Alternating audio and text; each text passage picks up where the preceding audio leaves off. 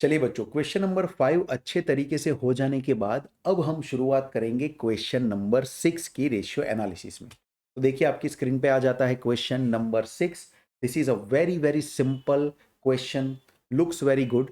काफ़ी सारी वर्किंग भी अगर इसमें हुई तो करने का बहुत मज़ा आएगा, कुछ अच्छे लेवल के सवाल भी आए तो ज़्यादा मज़ा है। चलिए शुरू करते हैं क्वेश्चन नंबर 6 से। आप सबका ध्यान यहीं पे होना चाहिए बच्चों। The assets of Syntax Limited consist of fixed asset and current asset, okay, while its current liabilities comprises of bank credit in the ratio of 2:1। मतलब पहले ये कहा है कि बैंक ओवरड्राफ्ट या शॉर्ट टर्म बैंक लोन आने वाली है 2:1 के रेशियो में। You are required to prepare the balance sheet of the company as on 31 March 2021 with the help of the following information, right. देखिए शेयर कैपिटल है 5,75,000, working capital है 1,50,000, right. Working capital that is current asset minus current liability, ये 1,50,000 है। Gross profit margin आपको 25% दिया गया है। Inventory turnover 5 times है, right. Average collection period 1.5 month दिया है। चलो इसको टाइम्स में अगर कन्वर्ट कर दूं, 12 डिवाइड बाई 1.5 करूं तो एवरेज कलेक्शन पीरियड को मैं 8 टाइम्स कह सकता हूं ना। आप ये समझ सकते हैं कि साल के 12 मंथ है, अगर एवरी 1.5 मंथ्स के बाद आपको आपका डेटर पैसे देने आता है तो सिंपली आपको 12 डिवाइडेड बाई 1.5 करना है, तो 8 टाइम्स आपका टर्न अराउंड होता है डेटर का, वो एकदम क्लियर पता चलता है, राइट। करंट रेशियो 1.5:1 है, क्विक रेशियो 0.8:1 है। Reserve and surplus to bank and cash, देखिए रिजर्व एंड सरप्लस का बैंक एंड कैश के साथ रिश्ता जोड़ा है, वो 4 टाइम्स है। अज्यूम है 360 डेज इन अ ईयर, और हमें बनानी है इसकी बैलेंस शीट, में बनानी है बैलेंस शीट। चलिए, मुझे लगता है कि बैलेंस शीट का व्यू आए ना, इसलिए पहले से यहाँ पे एक बैलेंस शीट बनाना शुरू कर देना चाहिए, क्योंकि ये बैलेंस शीट व्यू से ही मुझे पता चलता रहेगा कि सब में क्या करना है। तो देखिए बैलेंस शीट व्यू के लिए एक रफ बैलेंस शीट बनानी है। आप एग्जाम एकदम सही तरीके से बनाएंगे, राइट, एग्जाम एकदम आप सही तरीके से बनाएंगे। देखिए बैलेंस शीट में क्या आएगा, इस तरफ आ जाएगा लायबिलिटीज, लायबिलिटीज, और इस तरफ आ जाएगा बच्चों एसेट्स। ठीक है, आप एक अच्छे तरीके से बना सकते हैं एग्जाम में। अब मैं इसमें पहले तो जो चीज़ें दी है वो लिख देना पसंद करूंगा, ये बहुत मज़ा आता है भाई। जो जो चीज़ें पहले से मालूम है उसको लिख देने में क्या हर्ज है। देखिए शेयर कैपिटल का 5,75,000 दिया है, सो शेयर कैपिटल आएगा 5,75,000। Share capital 5,75,000। वर्किंग कैपिटल का फिगर भी दिया है, वो बैलेंस शीट में डायरेक्ट नहीं आएगा, और कोई चीज़ बैलेंस शीट में डायरेक्ट आ सके ऐसी नहीं है तो उसको रहने देते, राइट। इतना हो गया। अब यहाँ पे सब वर्किंग शुरू करते हैं बच्चों। पहली ही वर्किंग मैं तो जो करने वाला हूँ ना, वो current asset and current liability ढूंढूंगा। अब उसके लिए आपको मालूम है दो तरह की वर्किंग की जा सकती है। एक अल्टरनेटिव वर्किंग भी यहाँ पे मैं करने की कोशिश करूंगा, आपको दो में से सिर्फ एक ही वर्किंग करनी है। मैं देखो पहली वर्किंग जो करूंगा ना वो मेरे लिए बहुत ही ईजी है। If I say working capital is equal to current asset minus current liability. अब मेरी करंट एसेट और करंट लायबिलिटी का जो रेशियो दिया है वो 1.5:1 दिया है, 1.5:1 दिया है।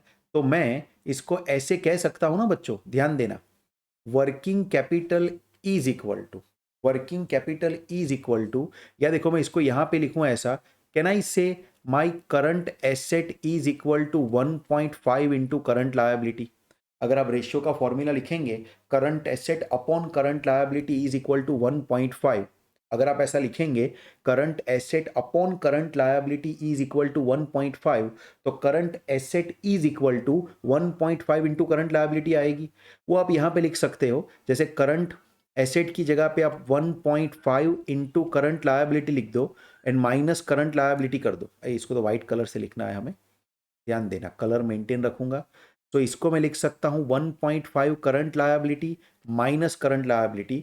I know the figure of working capital here, 1,50,000 का वर्किंग कैपिटल का फिगर है, इज इक्वल टू, मैं यहां पे 0.5 करंट लायबिलिटी लिख सकता हूं ना। अब देखो सिंपल सी वर्किंग करनी है, तो करंट लायबिलिटी का फिगर तो मुझे मिल जाएगा। करंट लायबिलिटी का फिगर नेचुरली आने वाला है 3 लैक्स। तो यहाँ पे करंट लायबिलिटी का फिगर तो मेरा आ गया 3 लैक्स। आई एम श्योर ये सबसे बेस्ट वर्किंग है। इसके अलावा कोई वर्किंग करने की कोशिश आप इस सवाल में नहीं करें तो ही अच्छा है। तो मैं तो कहता हूं, क्योंकि अल्टरनेट वर्किंग वर्किंग भी मुझे कुछ यहां करने की जरूरत नहीं लगती है, राइट। लेकिन देखो सेकेंड वर्किंग में मैं क्या करने वाला हूं, please try to understand. Second जो वर्किंग करूंगा उस वर्किंग के लिए मैं यहाँ पे सेकेंड वर्किंग करता हूँ। ये वाली बात का इस्तेमाल करने वाला हूँ कि बैंक क्रेडिट है वो करंट लायबिलिटी में छुपा हुआ है और 2:1 के रेशियो में, right. Current liability comprise of bank credit in the ratio of 2:1। तो इसका मतलब क्या हुआ कि आगे वाला जो है ना वो बैंक क्रेडिट होगा। तो मुझे इस 3 लाख रुपीस का जो मेरा टोटल करंट लायबिलिटी आया था, इसको मुझे बांटना पड़ेगा 2:1 के रेशियो में। I hope you are getting my point. ये 2 और ये 1 का रेशियो निकालूंगा। 2 वाला जो आ जाएगा उसको मैं बैंक क्रेडिट या तो बैंक ओवरड्राफ्ट लिख दूं तो भी चलेगा। और ये बाकी कुछ नहीं पता क्रेडिटर है या नहीं, वो नहीं पता। चाहे तो क्रेडिटर भी लिख सकते हैं आप, या चाहे तो इसमें आप अदर करंट लायबिलिटी, ओसीएल का मतलब क्या बच्चों, अदर करंट लायबिलिटी भी लिख सकते हो। अगर मैं इसको 2:1 में डिवाइड कर देता हूं, 3 लैक्स डिवाइडेड बाई 3 × 2, तो बैंक क्रेडिट का फिगर जो आ जाता है यानी कि बैंक ओवरड्राफ्ट का, वो 2 लाख आएगा और naturally other current liability 1 lakh आएगी। चलिए इसको उठा के बैलेंस शीट का रास्ता दिखा देते हैं। शेयर कैपिटल के नीचे थोड़ी सी जगह छोड़ना बिल्कुल बेटर रहेगा। और आप यहाँ से अगर लिखना शुरू करो तो पहले तो मुझे बैंक ओवरड्राफ्ट लिखना पड़ेगा यहाँ पे। यही तरीके से लिखते हैं बैंक ओवरड्राफ्ट, उसका फिगर आ जाएगा 2 लाख रुपीज़ का फिगर। सो यहाँ पे आ जाएगा 2 लैक्स। और उसके बाद मुझे लिखना पड़ेगा अदर करंट लायबिलिटी ओसीएल का फिगर, जो कि आ जाएगा 1 लाख। देखिए टोटल करंट एसेट 3 लाख आ चुकी है, तो वो पेंसिल वाला फिगर लिखने की कोई ज़रूरत नहीं है बच्चों। तो I am sure you are getting the working and everything is going very smoothly, right. यहाँ तक आपको सब कुछ समझ में आया होगा ऐसा मैं मानता हूँ। अब आगे बढ़ता हूँ। करंट अगर मेरे पास आ चुकी है, करंट अगर आ चुकी है लायबिलिटी, तो करंट एसेट 2 मिनट में आ जाएगी। Current asset is equal to 1.5 into current liability, ऊपर से ही लेके आऊंगा। तो करंट एसेट का फिगर हो जाएगा 1.5 इंटू 3 लैक्स, यानी कि मेरी जो करंट एसेट्स का फिगर आएगा वो 4.5 लाख, 4,50,000 का फिगर आएगा। अब ये 4,50,000 को मुझे बैलेंस शीट व्यू में डालना तो पड़ेगा। तो एक पेंसिल वाला फिगर लिखने वाला हूं बच्चों, पेंसिल फिगर। यहां पे समझिए, करंट एसेट का फिगर में लिख दूंगा 4,50,000। जैसे ही इसके अंडर जो फिगर आएंगे वो मुझे मिल जाएंगे, ये पेंसिल वाला फिगर मैं एग्जाम में क्रॉस कर दूंगा। I hope you are with me and आपको सब कुछ समझ में आ रहा है। देखिए वर्किंग को भी नीट एंड क्लीन करना है, ब्लैक बोर्ड का भी हो सके उतना बेस्ट इस्तेमाल करना है। तो मैं इसको यहाँ पे ऐसे लाइन खींच के आगे वर्किंग को बढ़ाऊंगा। नया पेज बाद में ऐड करेंगे जहाँ ज़रूरत पड़ी। इतना तो आराम से हुआ and I am sure you are with me. अब देखिए आगे क्या करें। अब मुझे यहाँ पे जो रेशियो दिया है, क्विक रेशियो दिया है, क्विक रेशियो का इस्तेमाल करूंगा तो मुझे स्टॉक के बारे में आइडिया आ जाएगा ना बच्चों। तो चलिए मैं करने वाला हूं वर्किंग नोट नंबर 4। यहाँ पे मेरे साथ रहिए बच्चों। क्विक रेशियो का जो फॉर्मूला होता है वो क्या होता है, वो होता है करंट एसेट माइनस स्टॉक। वैसे तो प्रीपेड एक्सपेंस भी माइनस करने होते हैं, बट हमारे इस केस में अभी कोई प्रीपेड एक्सपेंस नहीं है तो मैं उसे माइनस नहीं करूंगा। Current asset minus stock divided by करना पड़ेगा current liability, divided by current liability.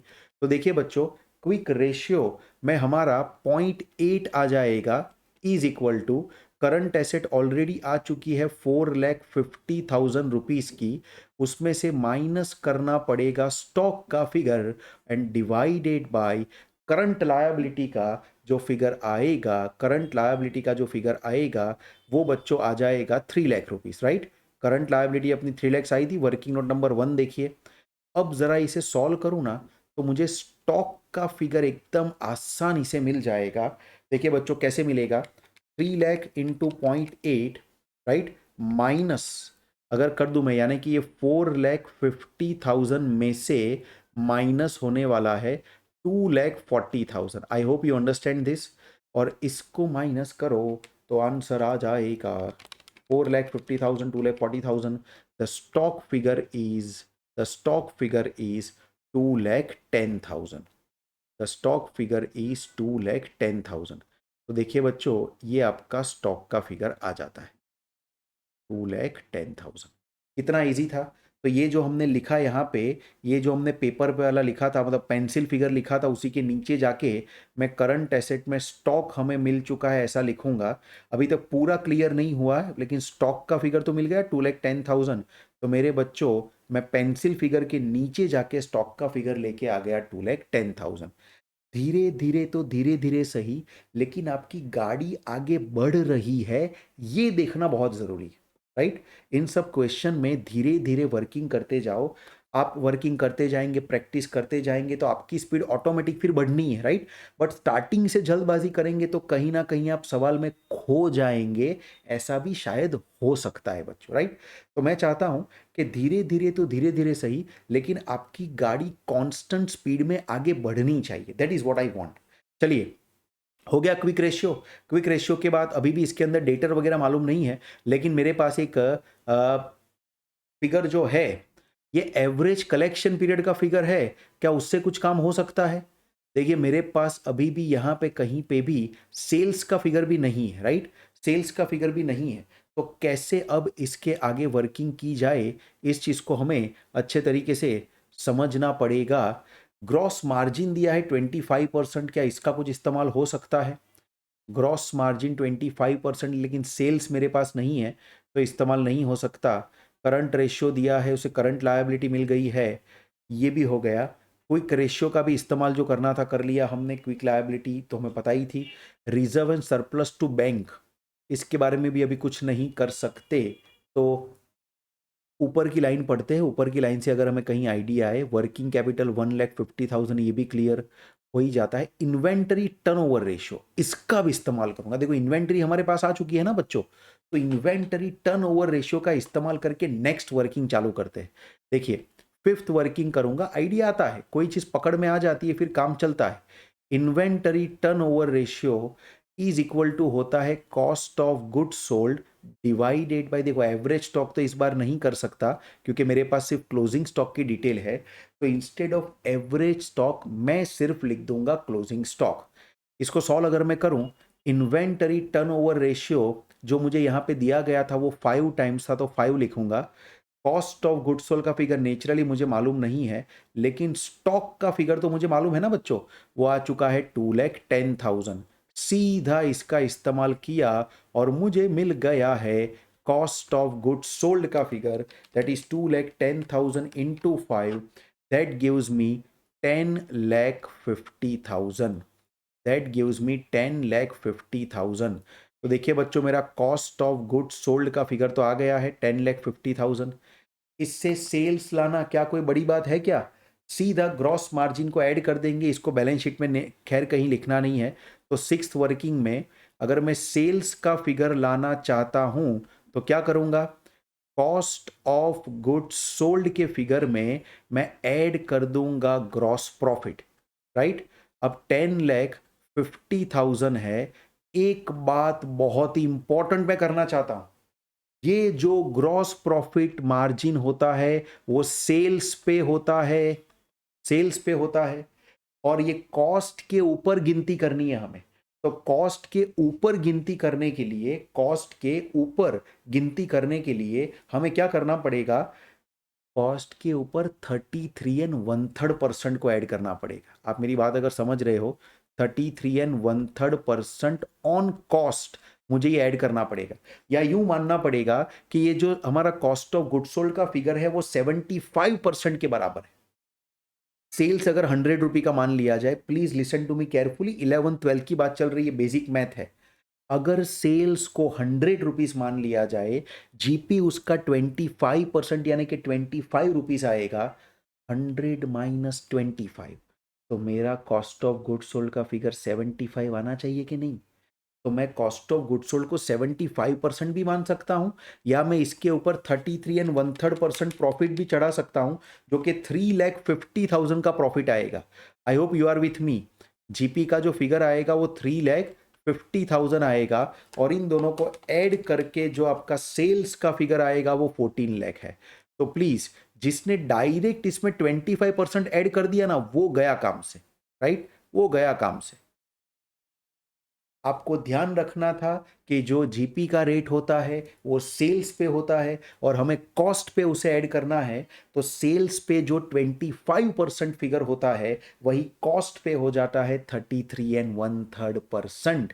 I am sure आप इस चीज़ का ध्यान रखोगे। या दूसरा तरीका एक ये हो सकता था कि सिंपली आप ये जो 10,50,000 का कॉस्ट ऑफ गुड सोल्ड आया था, ये जो मैं अगर सिंपल एक और तरीका बताऊं, तो आपका जो 10,50,000 का कॉस्ट ऑफ गुड सोल्ड का फिगर आया था, उसको आप सीधा डिवाइडेड बाय, अगर आप उसको सीधा डिवाइडेड बाय 0.75 कर देते, राइट, तो भी आपको आपके सेल्स का फिगर मिल जाता 14 लाख। बट मैंने जो भी किया वो जीपी गिन के उसको लिखा है। दोनों में से कोई भी करो, जैसे आपका मूड हो, जैसे एग्जाम में आपको समझ आए, आप एग्जाम में आगे बढ़ सकते हैं बच्चों। सभी तरीके प्रॉपरली वैलिड ही माने जाते हैं। चलिए, तो 14 लाख का मेरा सेल्स आ गया। अनफॉर्चुनेटली सेल्स भी कोई बैलेंस शीट आइटम नहीं है, बैलेंस शीट में लिख नहीं सकते, लेकिन एटलीस्ट सेल्स आया तो सही। अब मुझे पूरे के पूरे सेल्स को क्रेडिट मानना पड़ेगा, क्योंकि कैश और क्रेडिट सेल्स के बारे में भी कुछ नहीं दिया, और डेटर्स टर्नओवर रेशियो का इस्तेमाल करके मैं डेटर का फिगर लेके आऊँगा। चलिए एक नया पेज ऐड करते हैं, और मैं यहाँ पे वर्किंग करता हूँ। I think working note number 7 था, एक बार चेक कर लेते हैं। यस, वर्किंग नोट नंबर 7 था। तो सेवन्थ वर्किंग नोट में अब मैं इस्तेमाल करूंगा डेटर्स टर्नओवर रेशियो। नेचुरली मैं टाइम्स में ही इसको कन्वर्ट कर चुका हूं, वही लिखूंगा। क्या आएगा बच्चों? ऊपर हमें लिखना पड़ेगा क्रेडिट सेल्स, जो कि नेचुरली पूरा का पूरा क्रेडिट सेल्स मानना है, डिवाइडेड बाय आ जाएगा डेटर्स। एवरेज डेटर्स नहीं लिखूंगा इस बार, क्योंकि मुझे पता है यहां पे एवरेज डेटर मिलने का कोई स्कोप नहीं है, तो मैं सीधा इसको डेटर ही लिख दूंगा। और चलो इसको सॉल्व करूं। याद करो, डेटर्स टर्नओवर रेशियो अगर आपको 1.5 मंथ्स दिया था, तो अभी मैंने आपको सिखाया था कि 12 डिवाइड बाई 1.5 करने से 8 टाइम्स आ जाएगा। तो 8 is equal to credit sales, पूरे सेल्स का फिगर लेना पड़ेगा। आगे अभी हम वर्किंग में सेल्स का फिगर 14 लाख लेके आए हैं, एंड डिवाइडेड बाय मुझे करना पड़ेगा डेटर्स। तो अब मुझे मिल जाएगा डेटर्स का फिगर। वर्किंग है थोड़ी, लेकिन तो ही मजा आता है। तो यही सवाल की ब्यूटी है बच्चों।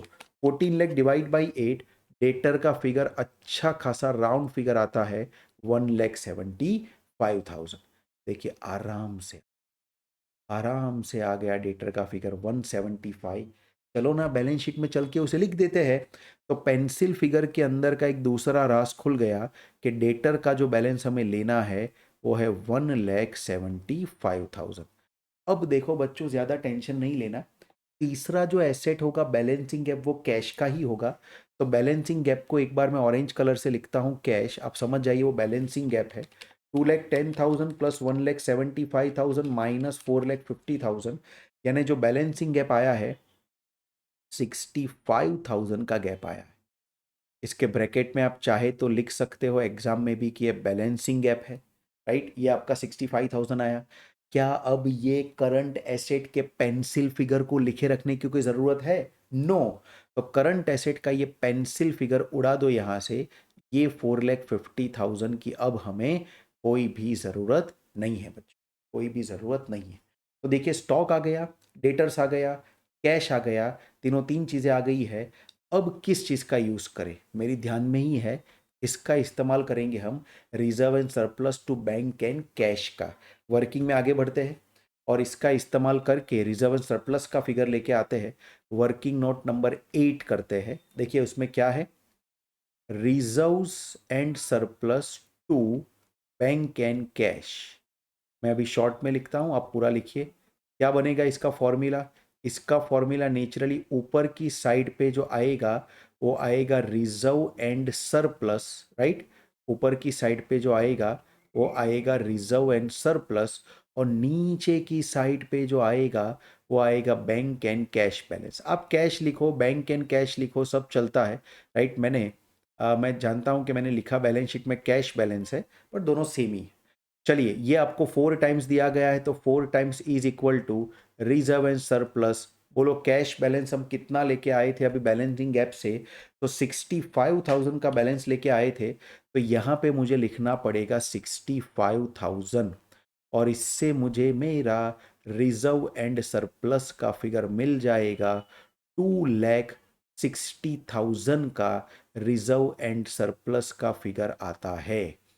2,60,000 का रिजर्व एंड सरप्लस का फिगर आता है।